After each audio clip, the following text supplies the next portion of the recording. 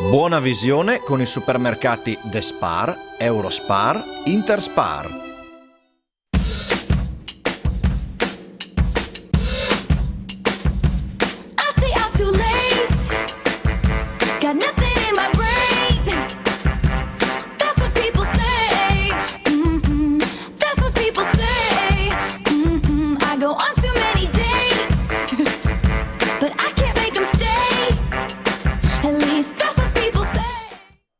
Buonasera e ben ritrovati a Effetto Friuli Giovani, terza puntata dedicata alla comunicazione ma declinata in chiave musicale, cinematografica, anche insomma letteraria, vedremo, e soprattutto poi parleremo anche naturalmente dei social che sappiamo sono frequentati da tutti, ma in particolare ovviamente dai giovani che sono grandi utilizzatori.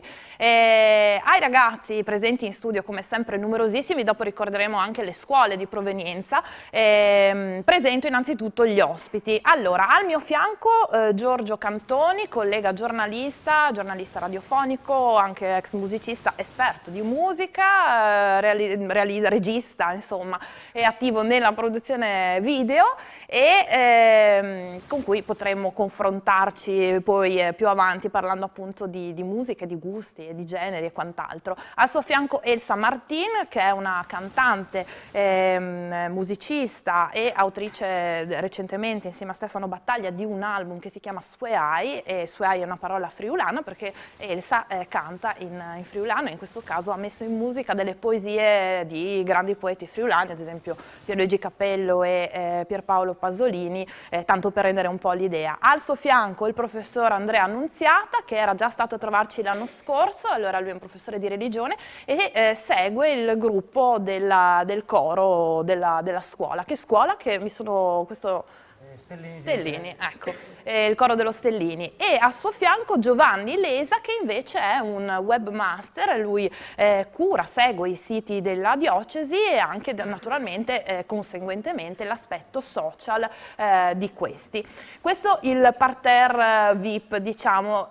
Invece agli ospiti presento i ragazzi, sono come vedete sono ragazzi delle superiori di Udine e provincia, abbiamo diversi istituti, diversi licei presenti e sono insomma i protagonisti di questa trasmissione che, come sottolineano sempre gli insegnanti, ha un sottotitolo importante: ora parlo io, non io Marta Rizzi, io voi, e quindi io direi di partire subito passando la parola a voi, perché noi nel corso della settimana ci siamo un po' confrontati per capire da dove partire, no? E forti anche del fatto che Sanremo insomma appena chiuso i battenti, abbiamo un po' intavolato il discorso partendo proprio dal vincitore, no? Mahmood, che insomma il professor Martin che sta dietro le quinte dice a scuola non piace, eccetera. Allora intanto partiamo da lì: chi ha visto, anche per alzata di mano, chi ha seguito, sentito, ascoltato le canzoni quest'anno di Sanremo? Pochissimi, no dai, non fate i timidi, potete confessarlo, non vi vede nessuno. Ok, quindi insomma diciamo le avete orecchiate, ascoltate e insomma magari anche apprezzate. Allora partiamo da Max che ha il microfono e così rompe il ghiaccio. Cosa ne pensi della canzone Soldi? Ti è piaciuta o ti è piaciuto qualcos'altro? Sinceramente a me non è piaciuto tanto, però dipende da che punto di vista, perché c'è gente che piace. Beh, non ti è piaciuto il genere piuttosto che, non so, il testo, ad esempio c'è chi Ah, dice, il testo ci stava, ma il genere a me non è piaciuto, però... De gustibus, dici tu? Sì. Può piacere, no. Chi è invece? Passa, prego. A me piace molto il testo, non mi piace come è stata cantata, però quella è soggettiva. Però il testo secondo me ha molto senso, ha un suo perché.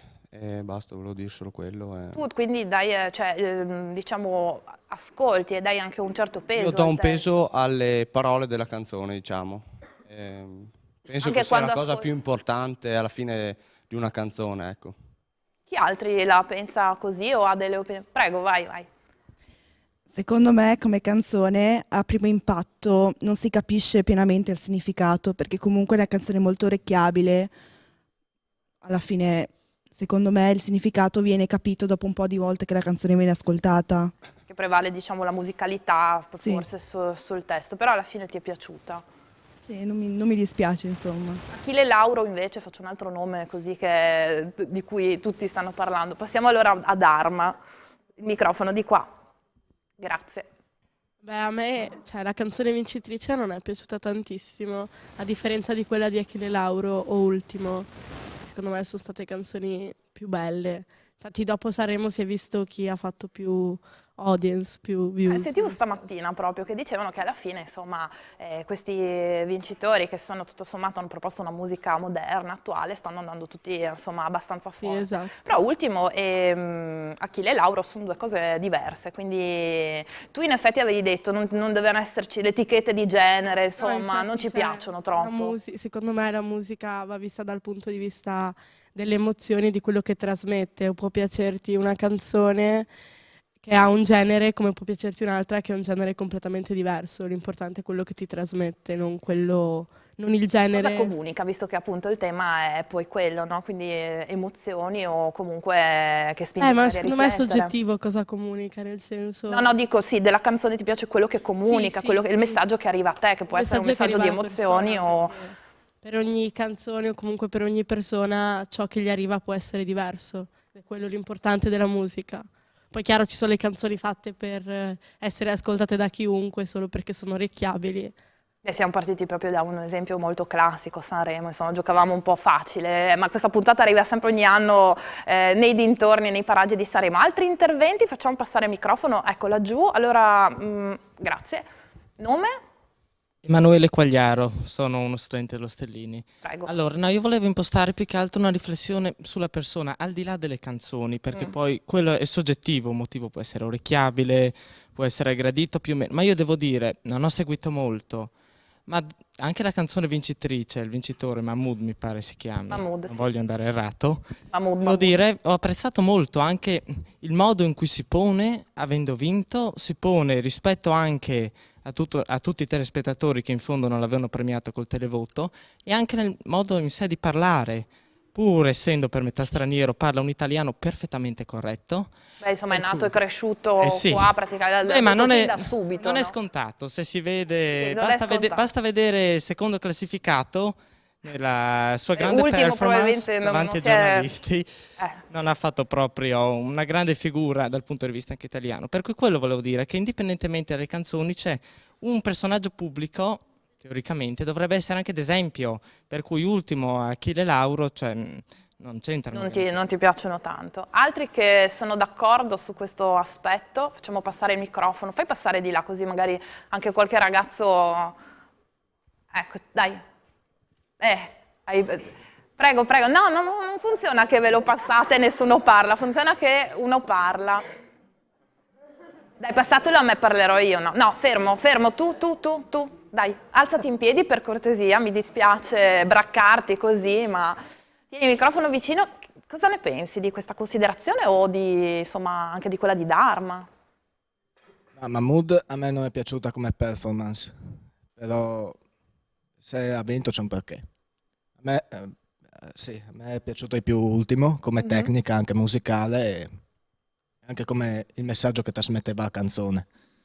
Quindi insomma anche per te i testi comunque, cioè voglio dire, li ascoltate molto, giochiamo semplice perché sono canzoni italiane, quindi insomma viene anche immediato ascoltarlo probabilmente. Però ti sei concentrato anche sul testo e chiaramente sulla persona, mi rendo conto che... Sì, anche le interviste dopo il festival, Ultimo ha risposto un po' male ai giornalisti, anche secondo me giustamente. Mahmood l'ha giustificato perché siamo giovani e un po' di ribellione c'è. Sì, è stato gentile, diciamo. Un po' di ribellione anche a Sanremo, ci piace questo. Allora, cari ospiti, abbiamo così messo un po' di carne al fuoco. Vado con Giorgio, che mi è più vicino. Cosa ne pensi di questi contributi e anche del discorso legato proprio alle emozioni che trasmettono le canzoni e ai generi? La forma d'arte espressa con le canzoni, con i video, con quello deve muovere le emozioni, altrimenti non ha raggiunto il suo scopo, altrimenti uno gioca a scacchi, diciamo, per cui... Ed è la maniera in cui solleva le emozioni che divide o unisce quello che è il genere, gli ascoltatori. Ma principalmente io penso che emoziona quello che muove dentro di te, per cui È chiaro che la trasmissione fra il cantante e l'artista da una parte e chi è l'ascoltatore, il fruitore, quello che gioisce o meno della sua opera d'arte, è fatta da questo scambio fra l'emozione di uno e la ricezione dell'emozione dell'altro, per cui è sempre quello che è di te stesso che viene fuori C'è un quando aspetto, ascolti. diciamo, soggettivo, no? Sì, è soggettivo, ma Soggettività che si completa nell'ascolto con certo, ma la persona anche che la propone la musica. sì, ma è una scelta che riguarda te stesso, cioè tu ti emozioni o comunque ritieni quel tipo di messaggio musicale piuttosto che artistico valido perché è a te che questa cosa solleva emozione. Dopo ci sono tutti dei trucchetti per farlo, perché sappiamo benissimo che dietro ogni forma artistica c'è un'industria Questo... che fa diciamo, un almeno lavoro... che non ascolti musica indipendente, no? Sì, O certo. comunque un po' insomma ai margini, però sì, in effetti dietro c'è una macchina da soldi e un prodotto un po' sì. diverso. Soprattutto se parliamo di Sanremo. Beh, sì. Elsa, tu invece che la musica la fai, canti, cosa ne pensi anche di questo discorso dell'aspetto? Ti chiedo a te perché Elsa fa una musica completamente diversa. E quest'anno ho voluto seguire Sanremo per questa ragione. Perché per capire dove stiamo andando, essendo il Festival della canzone italiana, volevo rendermi conto che cosa ci considerazioni, a che conclusione sei giunta? fosse. Allora, diciamo, non molto positiva perché vedo che l'orientamento della canzone italiana sta rispecchiando un'identità che non le appartiene, secondo me. È vero che ci stiamo sempre spingendo verso una globalizzazione, ma non so quanto questo sia positivo da un punto di vista identitario e culturale. Quindi ho visto poca tradizione, ma non la vecchia tradizione, l'appartenenza a un territorio, molto più strizzare l'occhio verso quella che è una tendenza, tra l'altro mal fatta, a mio avviso. So di essere abbastanza... Beh, direi che questo è un punto però abbastanza una posizione categorica che ci dà degli spunti per ripartire perché è come dopo prendere la pubblicità. il rap del oltreoceano e trasportarlo in una dimensione socioculturale che non c'entra niente con quella cosa, quindi un tentare di emulare qualcosa che non ci appartiene da un punto di vista identitario culturalmente. Però il messaggio arriva e proprio il veicolo emotivo probabilmente funziona. Ma ci confrontiamo su questo subito dopo la pubblicità. That's what people say. I go on too many dates. That's what people say. I go on too many dates. Allora, eccoci rientrati, vi ricordo anche che potete contribuire con i vostri messaggi, insomma scriveteci che così leggiamo anche i vostri interventi, le vostre domande. Ci eravamo lasciate con un giudizio categorico abbastanza insomma, negativo di Elsa su alcuni generi, no?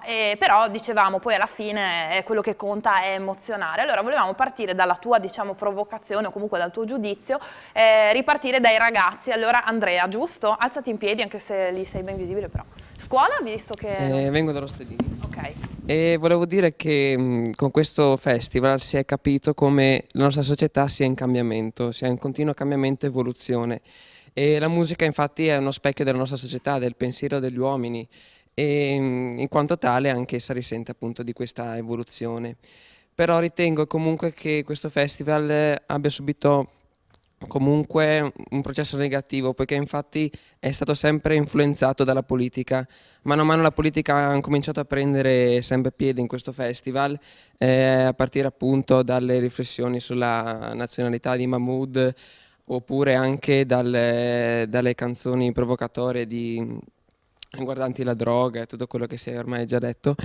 E le varie fazioni politiche hanno preso una parte e si sono anche scontrate riguardo a questo tema e penso che appunto sia un male, poiché la musica deve sì riguardare i temi della società, però comunque è un organo a sé stante, la politica non dovrebbe prendere sempre mano in tutto e appunto penso che sia questa è la mia riflessione. Beh, insomma, è un contributo molto interessante, anche perché, sì, come dici tu, la musica poi è figlia dell'epoca, ci sono a Sanremo proprio tanti cantautori, o comunque la storia italiana musicale è fatta anche di cantautori che, insomma, il loro impegno politico poi lo mettono nei testi appunto che comunicano determinate idee e pensieri, però insomma è uno spunto interessante. Altri interventi dei ragazzi e poi vi facciamo confrontare con gli ospiti. Microfono, Max o Dharma? Chi è che voleva dei due?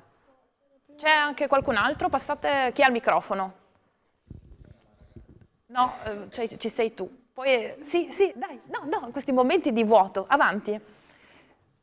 Dharma, tu? Sì. Voi prima avete sentito cosa ha detto sì. Elsa? Dai, parlottavate, cosa ne pensi? Beh, no, penso che, concordo da un certo punto di vista. Cioè, io non sono una persona che si basa sul genere di una canzone, nel senso ascolto di tutto.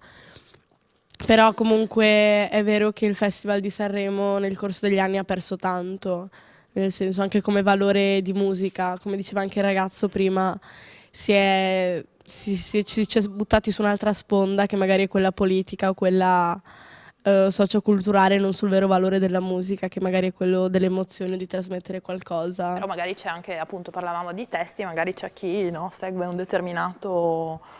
Elsa, cosa dici? Credo che comunque la qualità sia oggettiva, cioè si può parlare di oggettività della qualità, no? Vorrei ritornare sul concetto espresso prima, non intendevo dire che bisogna rimanere negli anni 50, per l'amor del cielo, ma che la musica debba veicolare dei contenuti di verità. E io nel vincitore questa cosa l'ho vista, per esempio, pur essendo moderno il brano che è stato proposto, in lui ho ritrovato un'autentica proposta e quindi mi è piaciuto. Dunque, quello che salvo è certo sposare le novità, ma se queste sono veicolate da una verità, perché altrimenti è difficile risultare credibili. Ci dicono da casa, vi rispecchiate nella canzone Argento Vivo di Silvestri? E chi è? Bene, questa risposta. Allora dopo ti costringerò ad ascoltare, sì, probabilmente un altro target. Una canzone, insomma, impegnata anche musicalmente, eccetera. Senti Giorgio, approfitto di te, tu hai fatto musica in tempi in cui quel genere musicale era agli albori, però era una cosa un po' underground, quindi anche tu hai frequentato un ambito, diciamo, di nuovo, no? E com'è, immagino sia un attimo difficile, no? Anche comprendere subito le potenzialità, immagino, dei nuovi generi musicali o delle nuove correnti. No, tu che ci sei passato? Parliamo di un momento in cui tutti questi ragazzi qua non c'erano, perché erano gli anni '80, voi non c'eravate? No. Allora, non c'è neanche tu, guarda. Parliamo dei dinosauri. Avete capito che ho chiamato un no, non è vero. No, però, insomma, però parliamo di dinosauri. Esatto. Comunque Udine c'era già, era già il Friuli. Era già stato fondato. C'era il post terremoto, ancora i tubi innocenti in giro per Udine a tenere sulle case e c'era questa valanga di contenuti che venivano da Londra, da New York. Udine e Pordenone anche, no? Pordenone soprattutto anche, che era la rottura del punk. Il punk aveva spaccato tutto quello che era il sistema musicale del tempo e anche a Udine, dopo un bel po', dal 77 ai primi anni 80, è arrivato. Per cui se voi guardate le foto dei vostri, diciamo, come genitori, dire, ma no, sì, anche con le crestone, con i piercing, con i tatuaggi già negli anni 80, rimarreste un po', diciamo, un po' sconvolti, perché Udine a quei tempi era quasi una delle capitali italiane del punk. Insomma, vi sta dicendo che Achille Lauro, tutto sommato, ha ben poco di nuovo. No, però, ci sono dei corsi e dei corsi. Lui, insomma, fisicamente e indubbiamente comunica un determinato messaggio di rottura, no? Di contestazione anche di un modello musicale. È uno dei compiti della musica per i giovani, perlomeno. Dovrebbe essere l'energia che arriva e spacca qualcosa, non dico in maniera violenta, ma almeno dal punto di vista ideologico. Esatto, che rompe gli schemi. Altri interventi, ragazzi, chi ha il microfono? Vediamo. Ecco, sempre tu. Voi fate parte del coro dello Stellini, per caso? No? Ok. Però, insomma, passa il microfono alle ragazze. Eccoci, dai. tu coraggiosamente, alzati in piedi che così ti inquadriamo meglio. Nessuno, non fate i timidi che siamo tra di noi. Tu cosa ne pensi? Mi è interessato abbastanza la discussione che è stata proposta dalla ragazza e mi sono inizialmente chiesta, in realtà c'è una definizione di cosa è la musica, cosa è l'arte, c'è una definizione di qual è la musica italiana, per cui per alcune generazioni, soprattutto magari quelle più diciamo anziane, le canzoni che sono state presentate a Sanremo sono, diciamo, risultate ostiche, diciamo. Esatto, negative da un certo punto di vista. Non capisco perché ci deve essere questa netta distinzione, o più precisamente questo ricordo negli anni passati, e penso che comunque anche, non so, nel Sanremo degli anni 60 magari le generazioni vecchie dell'epoca avessero detto questo non è la musica che si faceva un tempo, quindi mi chiedo, c'è una definizione di quale dovrebbe essere la musica italiana per cui si parla così? Sì, grazie. Che vale anche per la musica friulana, volendo. Dunque, diciamo, ogni espressione artistica è calata in un contesto, no? Quindi che si parli di musica, di pittura, di espressione, cinema, arte in generale, non può prescindere dal contesto in cui si fa. E ogni area geografica ha le sue situazioni socio-culturali che influiscono nell'espressione artistica. L'Italia, diciamo, gode di una tradizione che è più melodica, se possiamo dire, per dire, tra le espressioni a noi più vicine ci sono quelle legate all'opera, alla canzone napoletana, per esempio. Ora, non si deve dire, questo non significa che il ragazzo di questi tempi debba esprimersi in quel modo, perché sarebbe anacronistico, su questo siamo tutti d'accordo. Però non si può prescindere dalla nostra storia e dalle nostre radici culturali, no?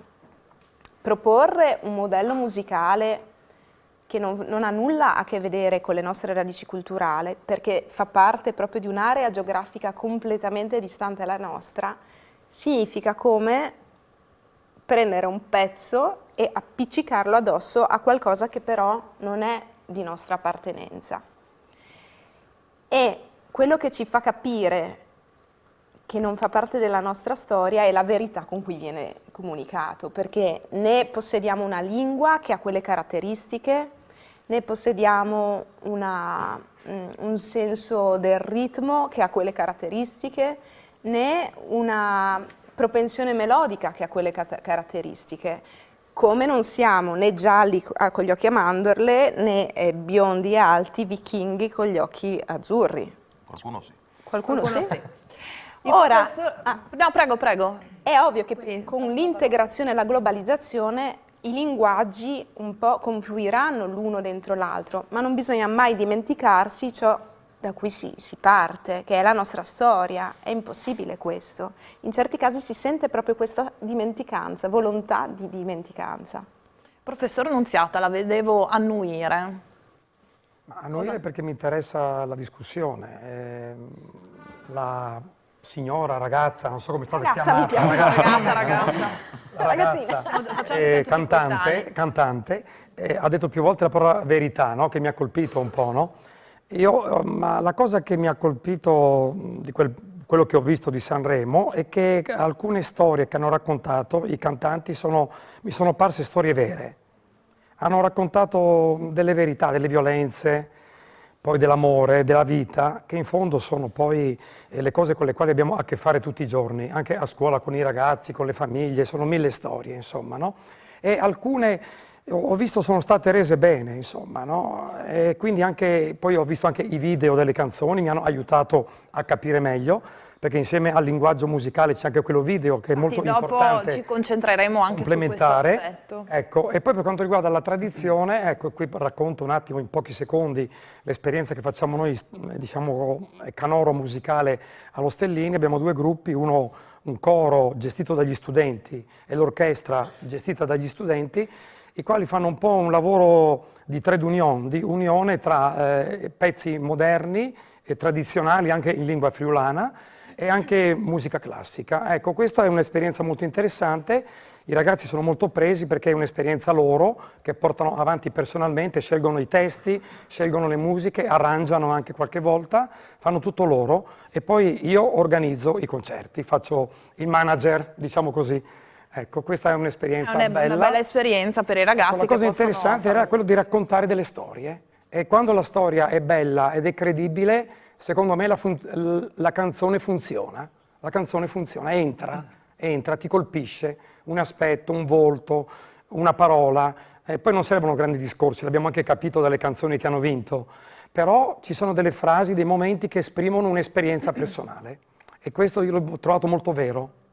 Giovanni, in qualità però di fruitore, ascoltatore di musica, giusto per chiudere, un tuo parere, tu hai seguito, cioè, cosa ne pensi? Diciamo che sono rimasto affascinato un po' da questo ampliamento del range, sia di generi che di provenienze musicali, perché in questo ampliamento leggo anche una fotografia dell'ampliamento della società, in particolare del settore più giovanile, se vogliamo, no? Infatti non a caso Mahmood ha poco più che ventenne. Oltretutto, no? Mi ha affascinato il fatto di vedere sullo stesso palco voci e stili e generi come Il Volo, come Achille Lauro, come Daniele Silvestri e come poi chi ha vinto, Mahmood. Un purpurri molto eterogeneo. Ci dobbiamo fermare un attimo per la pubblicità, ripartiremo proprio da, diciamo, il 2.0, appunto i videoclip e gli aspetti più social, visto che abbiamo parlato anche di come si pongono esteticamente, esteriormente questi artisti. Pubblicità, torniamo subito dopo. Too late. Got nothing in my brain. That's what people say. I go on too many dates. Eccoci ritrovati. Allora, si stava parlando con Patrick, possiamo dare il microfono al mio amico Patrick. Max, scusa, microfono. No, perché prima di addentrarci cosa video, tu ascolti, cioè ti piacciono insomma dei cantanti non convenzionali, però almeno per la tua età e la tua generazione. Ovvio. Vai, dici quali sono? Cioè, Ascolto Nino D'Angelo, Pino Daniele, pace all'anima se poi è morto, vabbè. vabbè, questo... Ascolto Adriano Celentano, per sfortuna mi ascolto anche Renato Zero perché a mia mamma gli piace tanto. Quindi insomma diciamo che sono gusti mutuati anche dall'ascolto dei tuoi genitori o Sì. comunque... Ascolto Mango. Musica classica, italiana, tipica, sì, classica italiana, insomma. Vasco Rossi ne abbiamo parlato, ecco, avevamo menzionato anche Vasco Rossi, no, perché se siete senza microfono vi sento solo io e fate rumore. Avevamo parlato in settimana anche di Vasco Rossi, che era stato citato come esempio, e ho aggiunto anche Giovanotti, di diciamo artista che piace a più generazioni. Insomma, i nomi che ha fatto Patrick sono un po' particolari, però insomma già Pino Daniele forse, però Mango o Nino D'Angelo, insomma sono cose un po' di nicchia, diciamo. Però proprio si era fatto l'esempio di Vasco e Giovanotti, che insomma si va col nonno praticamente a vederlo, beh più o meno dai, un settantenne può avere un nipote di 15 anni e veramente ci sono... La giacchetta vi arriva. Non lo so, dici che sia solo per vecchi, no? No. Chi ascolta Vasco? Vedi? Sono 4, 5. No dai, non fate i timidi, non posso credere. E Giovanotti invece? 6, 7, vedi? Nino D'Angelo quanti? 3, 2. 2. No, Dharma si è dimenticata di abbassare la mano proprio. Beh, insomma, allora, naturalmente abbiamo nominato insomma tanti artisti, tante cose, abbiamo parlato anche dell'immagine, di come si pongono, no? Insomma, Achille Lauro era quello più evidente, insomma, ha sul proprio corpo anche tutta una serie di simboli e cose.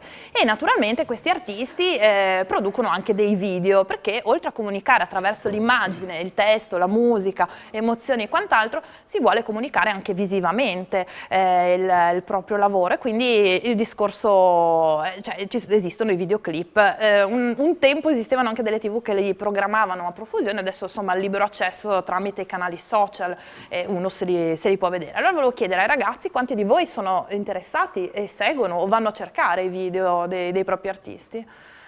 Vai, hai il micro, andate per alzata di mano, quindi praticamente tutti. E dove, qual è insomma lo strumento? Tramite cellulare, smartphone oppure al computer? Anche Instagram, YouTube, quindi insomma è una generazione più che mai social. Parto da Giovanni, visto che tu ti occupi oltre del ruolo di webmaster anche proprio dell'aspetto più social dei siti che segui. Come ci si approccia? Come si fare anche una comunicazione efficiente? Nel caso degli artisti poi insomma immagino ci siano degli entourage non da poco. Sì, beh certo, ovviamente chi si occupa di veicolare i propri contenuti anche con finalità commerciali ovviamente, no? Si parlava prima di tutta l'industria. Non possiamo nascondere che dietro, sotto c'è questo, insomma questo aspetto è evidente. Di fatto sì.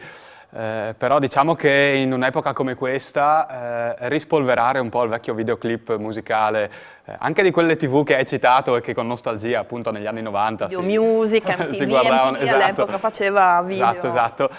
Oggi come oggi è una cosa che funziona ed è forse prioritario rispetto ad altri canali, diciamo, di media tradizionali, se vogliamo chiamarli così, che un tempo invece erano un po' mainstream, penso alla carta stampata principalmente. Perché dico questo? Perché anche dalle statistiche, ma penso che un brevissimo sondaggio qui lo possa confermare, piattaforme come YouTube, Vimeo eccetera oggi siano i social assolutamente più utilizzati anche tra di noi qui presenti, oltre ad altri canali che prediligono sempre comunque un tipo di espressività legata alle immagini. Se chiedessi chi di noi ha Instagram, penso che ci sarebbe una levata di mani. Quanti hanno? Facciamolo, dai. Eccola. Instagram tutti, allora chi non ce l'ha, abbassate la mano che è più facile. Uno. Facebook? Tutti ce l'avete? No, chi è che non ce l'ha? Facciamo Facebook. Vedi che sta perdendo un po' tra i giovanissimi. E poi però insomma, immagino WhatsApp e quant'altro, questo per gli aspetti più, diciamo, più di gruppo. Quindi sì, effettivamente è chiaro, è uno strumento, il cellulare, lo smartphone è uno strumento che abbiamo a disposizione 24/24. A scuola cioè potete, no, non si può. Viene spento il cellulare? Ha dentro la scatola? Ok. Dipende magari dalle scuole, no? Parlo io, stai. Perché siete bravi e non usate durante le lezioni. Max, tu che parli... Dall'anno scorso lo usavamo in classe, però c'è più di qualcuno che si è fatto beccare. E quindi non si può più ascoltare musica o vedere i video durante le lezioni. Esatto, da quest'anno invece per tutto il CEFAP hanno fatto una scatola dove arrivi e metti il telefono, però dire la verità io non lo metto. Tu non devi, tu sei troppo sincero, dici delle cose e dopo ci saranno delle ripercussioni. Oh, mi cambia la vita.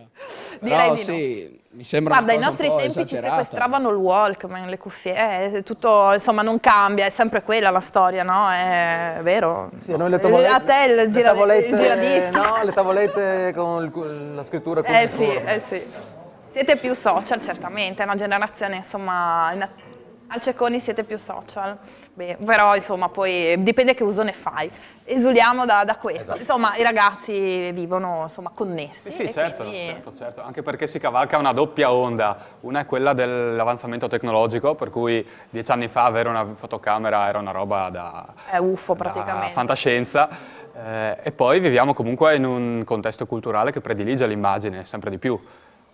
E qui potremmo aprire un sacco di altri capitoli su questa affermazione. Quanti di voi quindi insomma, vedono, seguono il proprio artista o più artisti anche dal punto di vista video? Che cosa vi piace dei videoclip? Tu che non hai mai parlato, passate il microfono così cambiamo anche interlocutore. Ciao, come ti chiami e la scuola? Vengo dal Cecconi. Ok. Tu che cosa ti piace? Non so, guardi l'aspetto dei video, insomma, che cosa ti arriva, che cosa ti comunicano, quelli che ti piacciono? E io ascolto musica di reggaeton, quindi musica latina spagnola, e dipende dal contesto, cioè alcuni parlano magari anche di situazioni politiche come in Venezuela, altri magari di amore o di amicizia. Quindi ogni video magari riceve un messaggio diverso.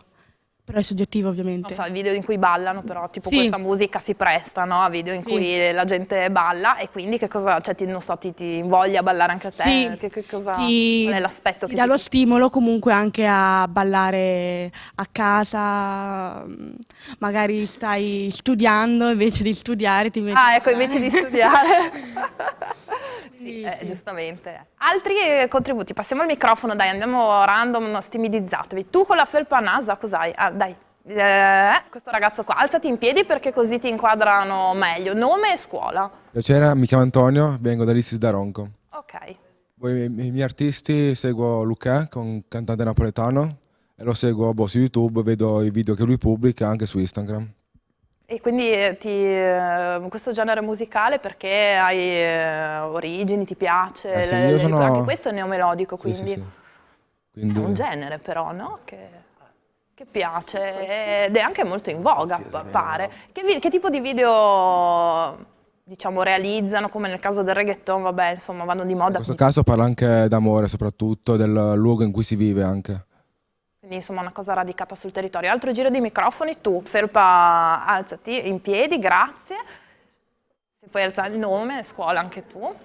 Io sono Marco e vengo dal Cecconi.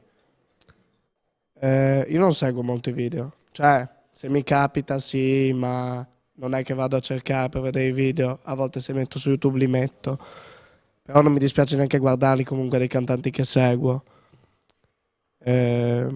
Ti piace più un video, non so, semplice oppure ti piacciono quelle cose un po' costruite che insomma hanno un che di cinematografico, comunque molto curato, magari ci sono dei registi? Sì, preferisco quei curati perché comunque alla fine secondo me mettere una canzone e mettere un video così tanto per metterlo che vada diciamo a tempo non è che abbia poi tutto sto senso. Se invece il video racconta la storia di cui parla la canzone riesce anche a comunicare di più.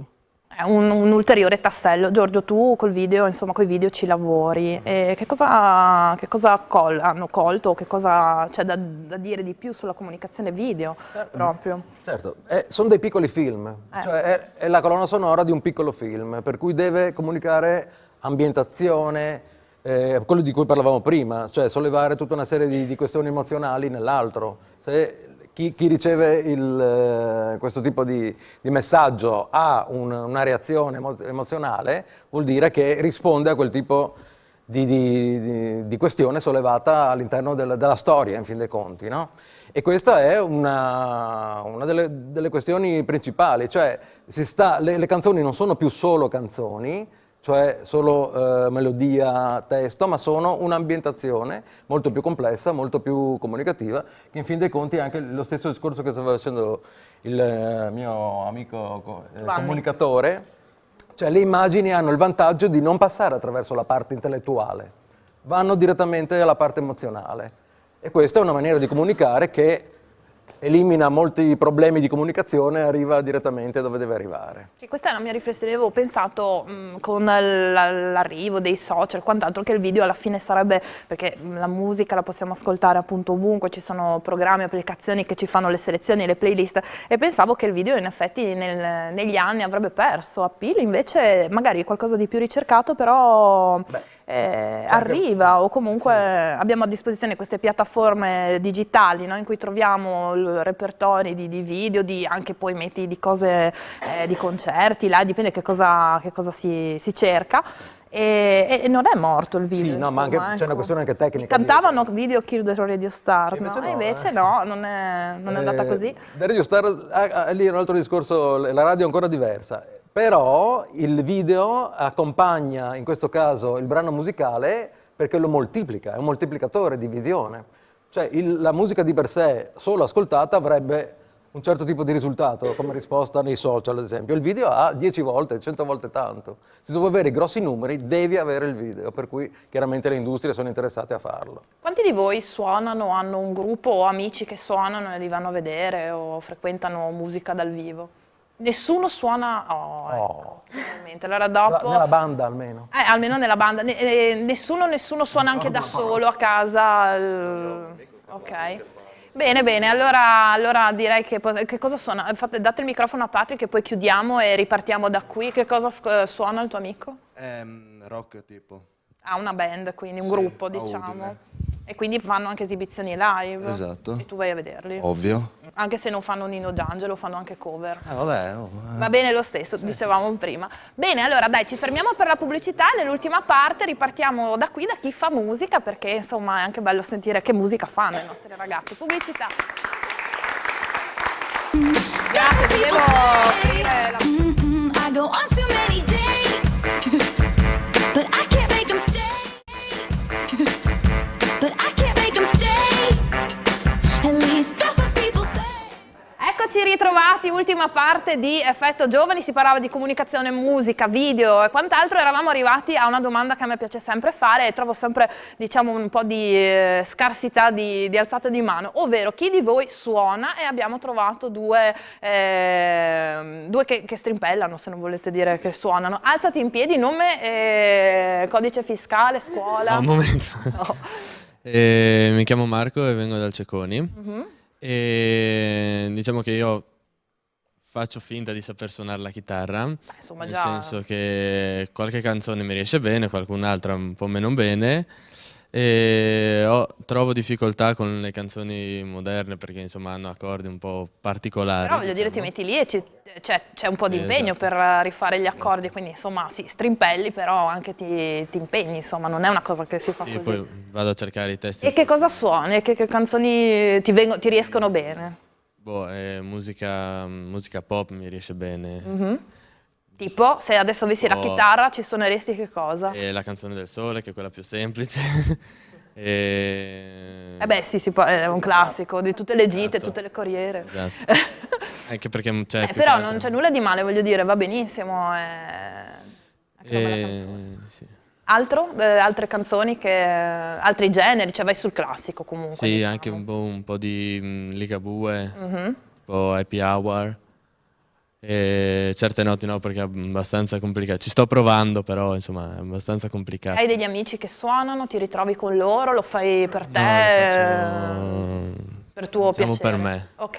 Il tuo vicino di seggiola anche, mi pare, o vicina, eccoci, Vicina. alzati in piedi anche tu. Ciao. Io sono Scalon Martina, Mhm. sono dell'Istituto Cecconi e diciamo che il mio strumento di base sarebbe il clarinetto. Ho suonato per una decina di anni nella banda di Cividale, Mhm. però adesso per motivi personali, cioè impegni, scuola e tutto, ho mollato, però penso di tornare. Se no suono un pochino di chitarra, in realtà anche lì da autodidatta, quindi solo gli accordi se ho voglia di canticchiarmi qualche canzone.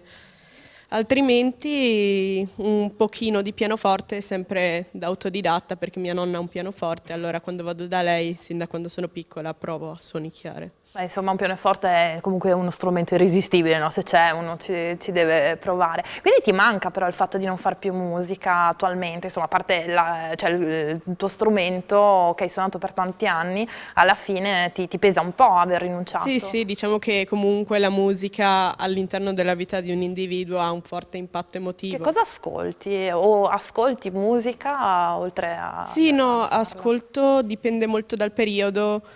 Ultimamente ascolto qualcosa di molto semplice, quindi magari musica acustica, però sono artisti poco conosciuti. Qualcuno che ascolta classica, non so, che... No. Siria, tu che non hai parlato niente stasera. Passiamo il microfono a lei anche, così facciamo una tappa anche da lei. Tu cosa ascolti? Che cosa ne pensi anche di questo? Te ascolto un po' di tutto, anche se comunque la maggior parte delle volte io non voglio sapere la traduzione. Ecco, sì, non abbiamo parlato dei testi in inglese o... Cioè io comunque appunto nelle canzoni straniere appunto non mi ispira neanche senza sapere la traduzione, anche perché magari la melodia è bellissima, le parole magari non mi piacciono e finisco con non ascoltarla più. E magari appunto preferisco avere un'interpretazione mia. Oppure anch'io sono una di quelle persone che entra in fissa con quella canzone per mesi, va a vedersi il video. Poi magari passo anche a vedere la coreografia di come è fatta quella determinata canzone in vari generi e comunque cioè questo. Beh, insomma, chiederei a te, visto che tu canti, allora Elsa, vi dicevo, canta in friulano, no? Però non è che canta qua, cioè partecipa a degli eventi a livello europeo, eccetera, portando quindi la canzone, cioè delle canzoni cantate in friulano, che non è musica tipica friulana, specifichiamo, all'estero, dove praticamente il testo, le parole, come ci raccontava Siria, non necessariamente uno le traduce e quindi arriva, il significante è altro, no? Arriva direttamente, colpisce, insomma, evidentemente. Perché sento brusio, lo sentiamo dietro. il friulano, ma come probabilmente per noi ascoltatori l'inglese o qualsiasi altra lingua che non sia l'italiano, si carica di una doppia valenza, quella del significato del testo, ma anche quella esclusivamente musicale. La lingua, quindi prelevata dal suo senso testuale, che invece si acquisisce il valore musicale, no? Quindi un insieme di suoni. E dunque è doppia musica, perché c'è la musica più il suono della lingua.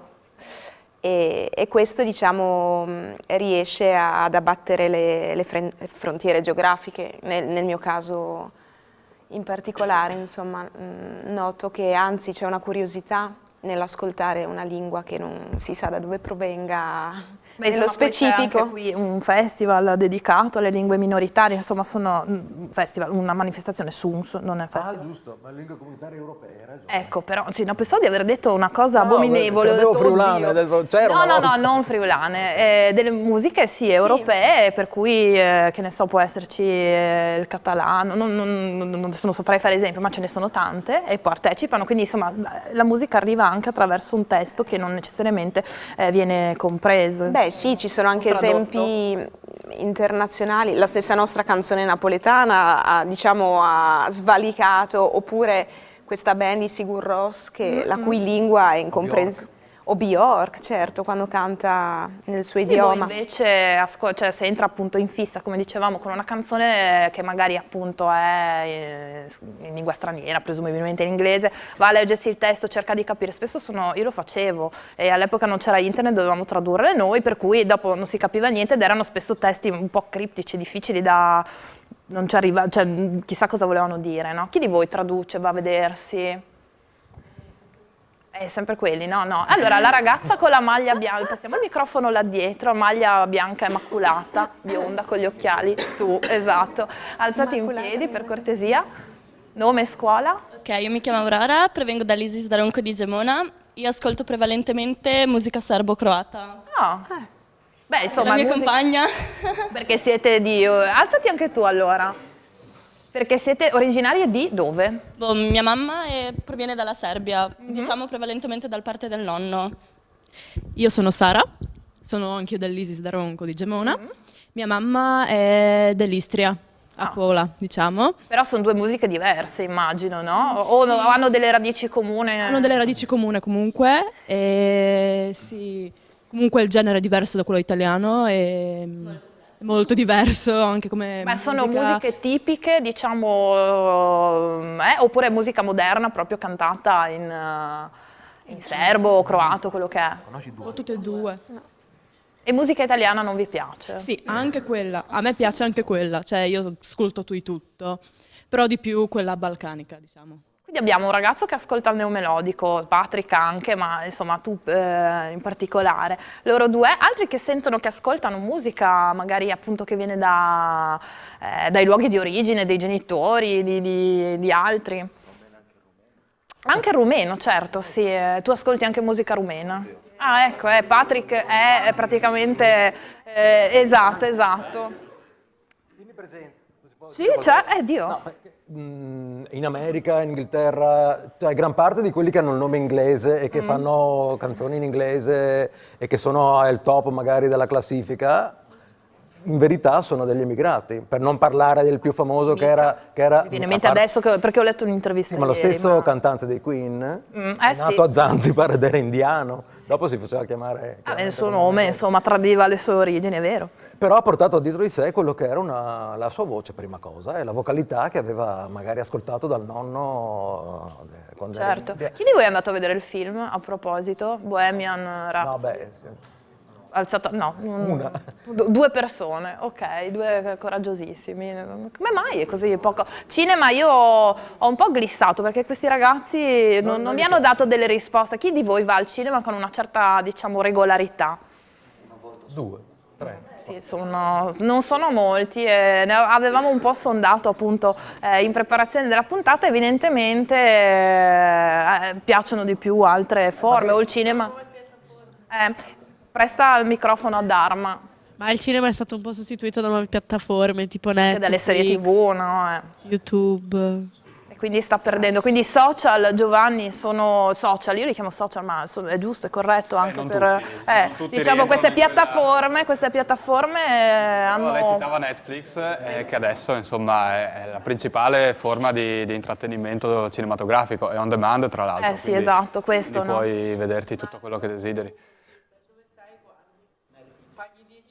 Mese. Sì, è praticamente alla portata la TV, ormai è proprio un elettrodomestico, diciamo quasi accessorio, insomma. Anche se forse sarebbe bello capire bene anche la differenza tra il vedersi un film seduti sul divano on demand piuttosto che andare al cinema con gli amici. Però a volte l'intrattenimento che c'è su un programma o su una serie TV che ti trasmette Netflix è maggiore rispetto a quello che magari vedi al cinema. Può essere che magari è quello che cerchi. Esatto. Magari dici... Poi è più a portata di mano, cioè nel senso... Magari immagino vi organizzate anche delle serate, non lo so, per vedere tra di voi, magari per vedere un film o insomma come si faceva, insomma si fa sempre. Immagino che quello sia un po' intergenerazionale. Sì. Netflix, quindi tutti guardano serie, più film o serie? Serie. Sì. Come son vecchia. Vai.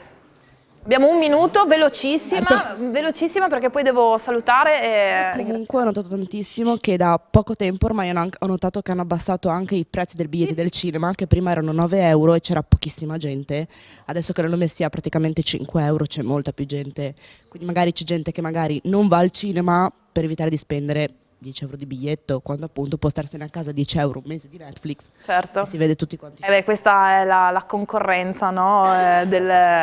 Proprio di questo, insomma. Allora, siamo arrivati un po' alla fine. Io mi prendo questo minuto intanto per ringraziare i ragazzi, poi vediamo se c'erano dei contributi. Ok.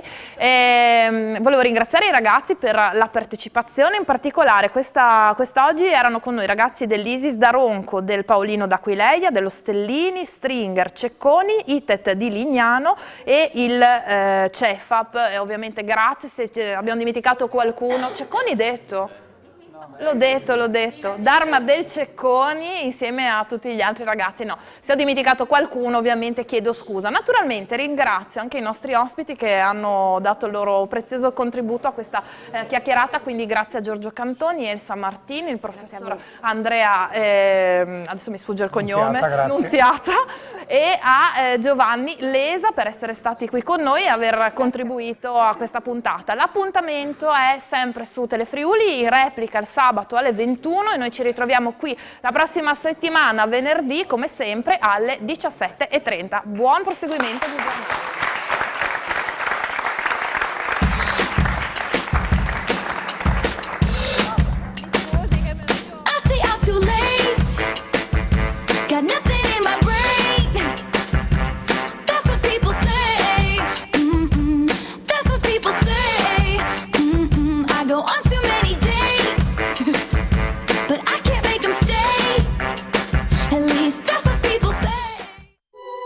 Supermercati De Spar, Eurospar, Interspar.